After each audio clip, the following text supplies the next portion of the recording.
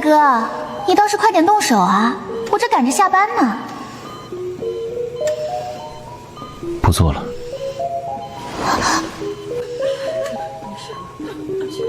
求也没用，活不了的。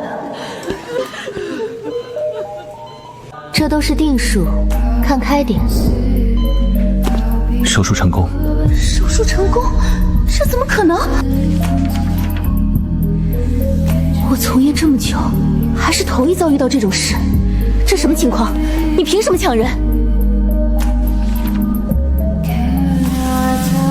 都被这人给救了。今年是我当差的最后一年，只要顺利完成任务，我就能走。这家伙可好，直接成为了我路上的绊脚石。这人名叫石固，心外科的大夫，以前在 M 市人民医院工作，救活了不少将死之人，鬼送外号“鬼见愁”。就因为他，当时在 M 市人民医院片区当差都愁死了，硬是多干了2、3年才走。这还是得亏他转院，要不然还指不定得熬多少年才能完成任务呢。怎会如此？就没什么别的办法，比如手术的时候用点小手段吓吓他。人家医生是救人的，身上都带着光环，妖魔鬼怪进不了身。这可还真是鬼见愁，坐以待毙也不行，我亲自去探个究竟，看看他到底施了什么法术。王焕，19岁，卒于心脏病。比他年纪还小的我也见过，只求这个能成功。还挺帅。石医生，今天就拜托你了，一会儿动作快点，好让我赶紧下班。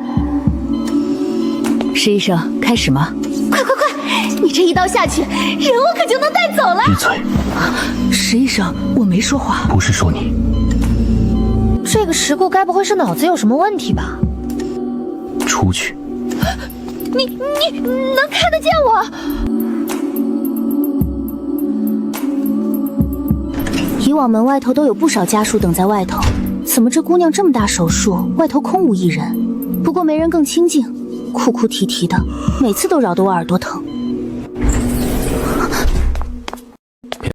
别看了，人没死。也不知道自己是该惊讶他真的能看见我，还是该惊讶已经踏入鬼门关的人又一次被他救了回来。你要去哪里？你什么时候能看到我的？你知道我是干嘛的吗？可真凶，心脏病差点被你吓出来。没想到吧，我会穿墙。你打算干什么？收了你。呵呵，一点儿也不好笑。既然石固能看见我，这件事就好办多了。到时候跟他打个商量，以后我这边要引走的人他就别救了。我顺利完成 KPI， 然后他转世。万一这人要不好说话，吓唬吓唬他总行吧？毕竟我可是身份尊贵的鬼差大人，表演360度旋转都能吓得凡人屁滚尿流。石固的公寓宽敞干净，里头物品不多，没什么难闻的气味。我也在家里引过不少人的魂。石固的家算是男孩子里最整洁的，毕竟我这次跟引魂不同，勉为其难算是到人家家里做客。那我就乖乖等着谈判吧。就睡觉了。这是显然没把我这只鬼放在眼里啊，朋友们。石固，你知道我是谁吗？这是知道还敢这么漫不经心，看来不给他来点扎实的，他是当真拿豆包不当手两。有什么事儿等我醒了再说。现在安静的待会儿，可以吗？应该是睡着了。石固不仅能见到我，居然还能摸到我。老刘说过，能看见鬼怪的，除了极个别的阴阳眼，便是这将死之人。石固究竟是属于哪种？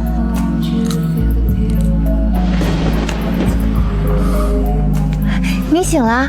你怎么还在？我特意买的阴间特供，尝尝。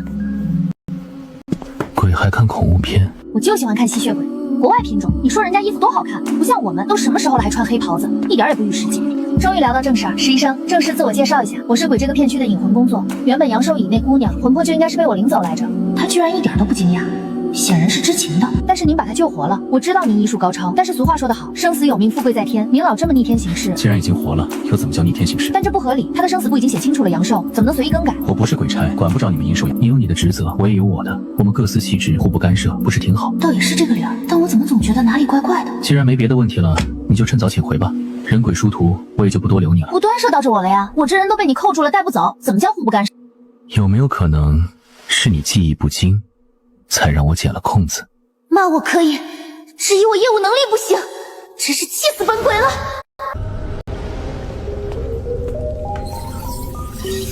居然查无此人，这不可能！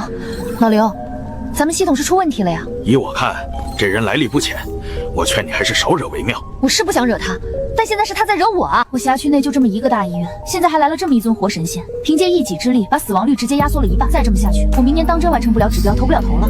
大不了你就跟 M 市的一样，再干2年，反正都在这儿100年了，到时候跟我一块投胎，没准咱俩将来还能做个邻居。我不能再干2年，来不及了。你赶着投胎是有什么事儿？我跟人有过约定，100年就投胎。你定是记错了，咱们当差前可都喝了孟婆汤，你怎么可能还能记得什么约定？怕是做梦的吧？不是，当差100年，投胎转世，有人等着我的，只是那个人是谁，我确实想不起来了。但我只知道，我许诺的期限就是100年，1天都不能耽搁。居然还是王曼，不怪石固的医术不精，而是这人自己压根儿就不太想活着。自己没有求生欲望，神仙都帮不了忙。12床这姑娘到现在还没醒，8成凶多吉少了。主要是自己不想活了，父母都因为她去世了，一个人活着没指望了吧？就是可怜了咱们石医生的钱，心脏病做一次手术那得多少钱？石医生眼没长毛糙还是亲做的手术，这要是去世了，钱不都白搭了？王婉的医药费是石固掏的，他又不是菩萨，花这么大力气救个将死之人干嘛？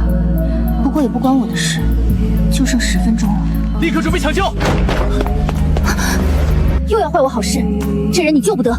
我在石固面前竟也不是透明人，不过想来也是，他都能直接触到我的身子，自然也无法直接从我身上穿过。就剩下10分钟了，我花了这么大力气，这次不能再让王罕这一单跑掉。人的生死都由天定，你一个普通人又怎能再三违背天意？再说，老天不是没给过王罕机会，是他自己没珍惜。你们医生就是这样，总觉得能跟老天作对，但王罕自己都不想活了，你又何？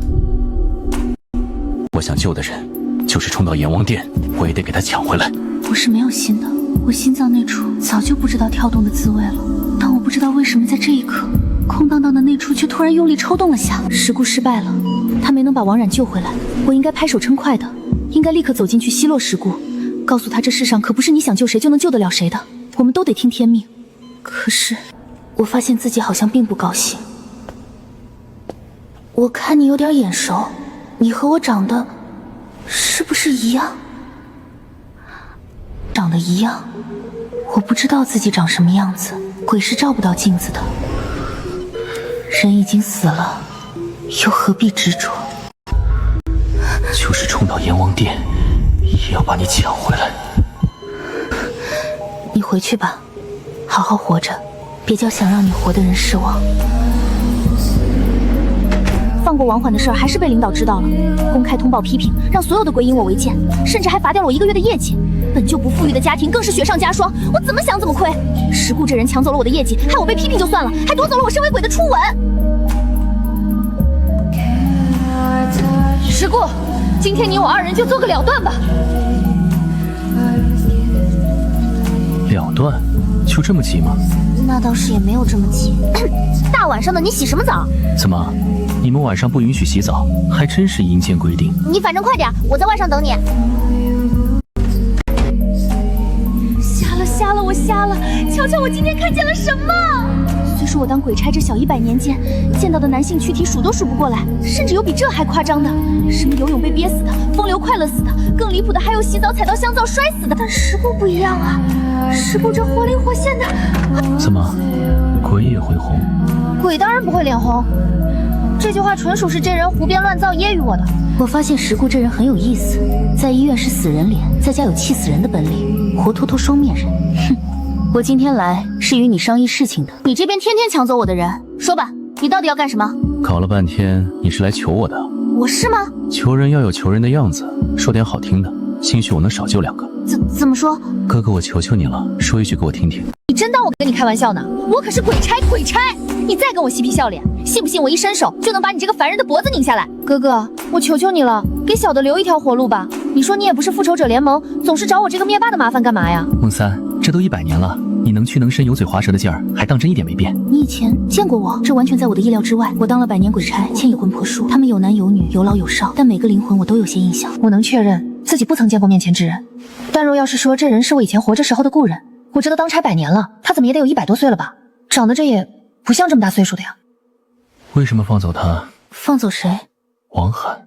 他怎么知道我放过了王罕？我是医生。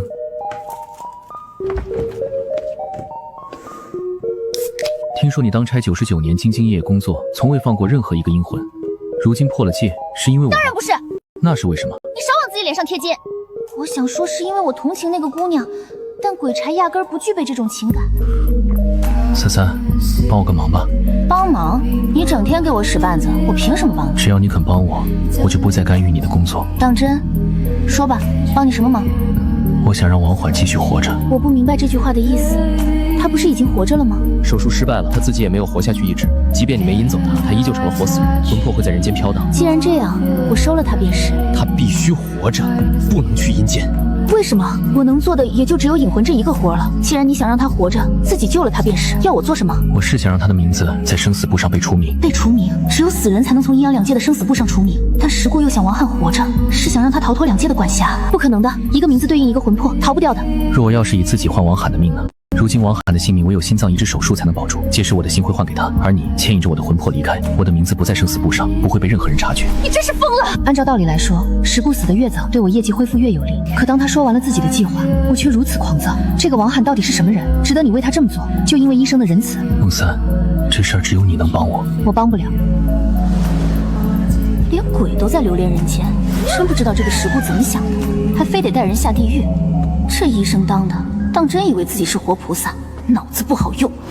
多年心脏病让这女孩比寻常姑娘要瘦弱很多。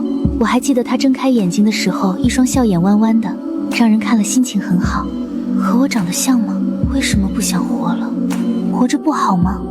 既然活着不好，为什么世上那么多人都在努力活着，就连我也在为了投胎转世拼尽全力？想得怎么样了？你还真是比鬼还阴魂不散。我活了100多年了，当了100年多的医生，救过的人不计其数。唯一遗憾的是我没救活我的爱人。我出生那会儿，这世间不太平，我被人用枪指给敌军做手术，生亦何欢，死亦何惧。我不怕死，但我的执拗却害死了我的妻子。他们挖走了他的心。孟三，我找了他100年，如今寻到了，你说我救还是不救？我是没有心的，心脏不会感到疼痛。我知道所有的不适都是源自于自己对疼痛的幻想，但就是这种虚无的痛让我微微发抖。你说王冉是你的妻子？不可能的，你定是认错了。石固，或许你不知道，但不是所有的鬼都没有心脏的，没有心的鬼便不能投胎转世。就像你一样吗？对，当了100年的鬼差，即便完成了业绩，也不能投胎转世。为什么我想活着，哪怕知道不可能，也想拼命试试？像你一样不好吗？就和你一起永世留在阴间，生生世世的，不好吗？永远和石固留在阴间。倘若我真的不能还阳，那就每天都跟这个医生待在一起，似乎也挺好。我不想承认自己对石固的感情，我想大概是因为石固比老刘帅多了。王冉一直躺在病床上，从未清醒过，压根不知道石固的牺牲。我是鬼，不懂他们人间的情感，但莫名觉得分外悲壮，甚至还有点说不清道不明的嫉妒。我把这种情绪归结为鬼对人类的羡慕。你们人真是奇怪。即便王冉真是你当年的老婆，你把她救活了，意义是什么呢？你也不能跟她待在一起了呀，倒不如让她死了，你们做一对鬼鸳鸯不也挺好？你不想让我死吗？我死了，你把我的魂魄领走，也算是你的业绩了。这种弄虚作假的业绩，不要演吧。我要死了，躺在我旁边陪着我吧。没见过谁死前有你这么多要求的。我不一样，我是带了100年怨气的活死人。我这个鬼差，整天低三下四就算了，如今还得搭出色相，别得寸进尺啊！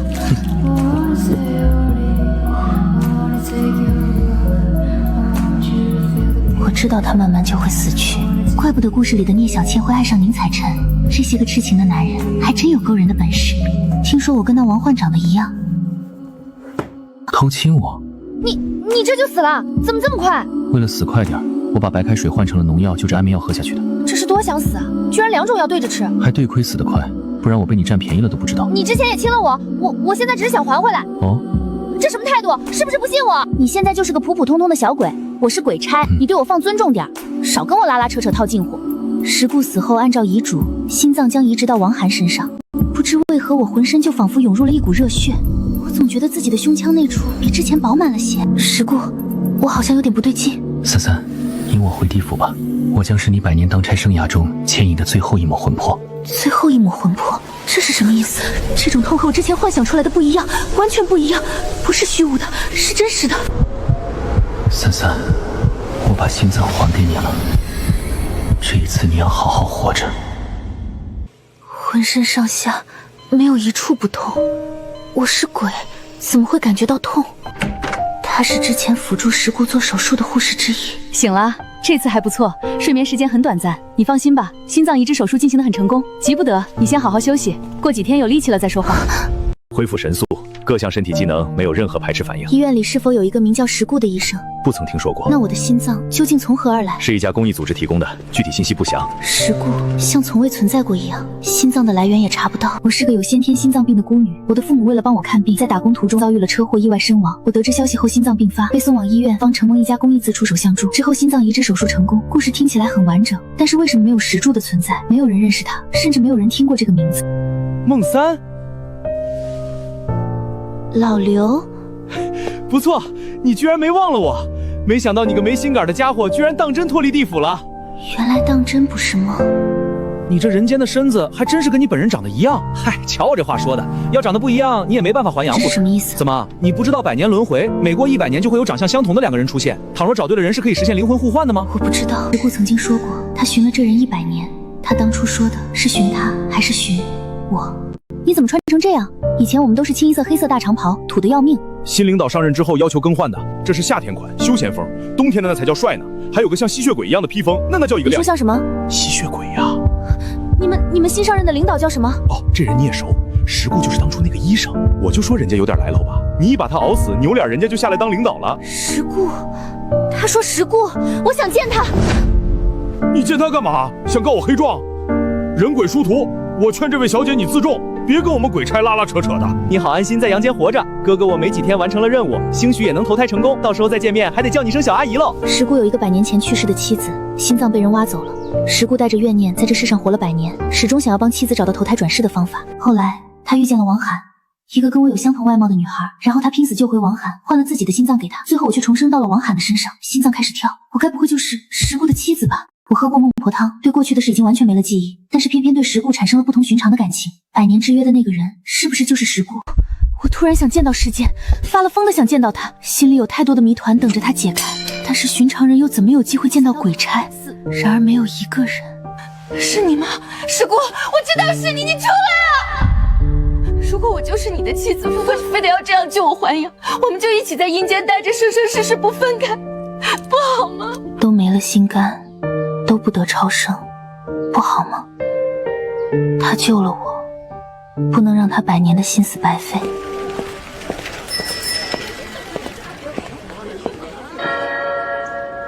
期间也有很多人追我，但我都没答应，因为我这个心里住了一只鬼，我等着自己死后再下去和他团圆。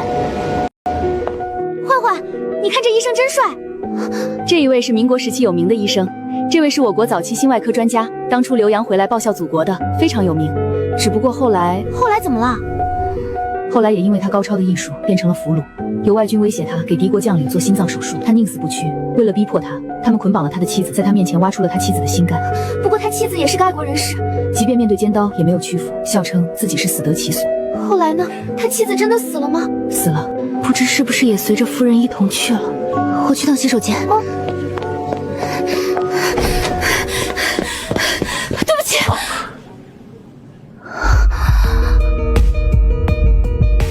这位同学，当心点啊！这回死了，可没熟人引路了。阎王非礼我帮他几年，抱歉，抱歉。你现在是活的死的？让夫人等了。你希望我是活的死的？都可以，只要能在一起，都可以。从100年积德行善，我救的人比你当差时候带走的还多，怎会连一个心肝的福报阎王都不给我？为什么不和我做一对没心肝的鬼鸳鸯？因为想带你感受春天的风、夏天的雨、秋天落叶和冬天的飘雪。如今我能摸到你，能带你去看这世界的每一寸山河，每日生活的堂堂正正。做鬼哪有做人好？是啊，做鬼哪有做人好？这一世，我们好好活着。